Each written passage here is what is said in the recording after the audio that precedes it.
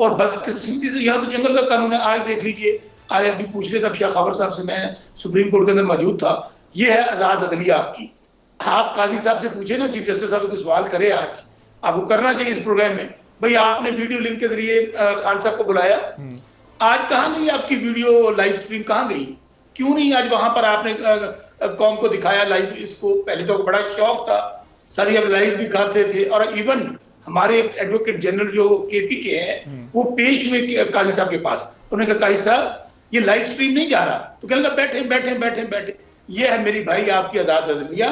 इसलिए पाकिस्तान में इस वक्त एक ही लीडर है जिसका एक फोटो लीक हुआ है।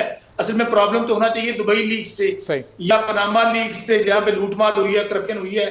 भाई फोटो लीक से क्या प्रॉब्लम है? आप तो कहते हैं इमरान खान इज हिस्ट्री, इमरान खान खत्म हो गया, वो 7% है, वो 1% है। ठीक है, आज चले अब ये फोटो से इनकी टांगे कांप रही हैं, इसलिए कि इमरान खान पाकिस्तान है, इमरान खान लीडर है।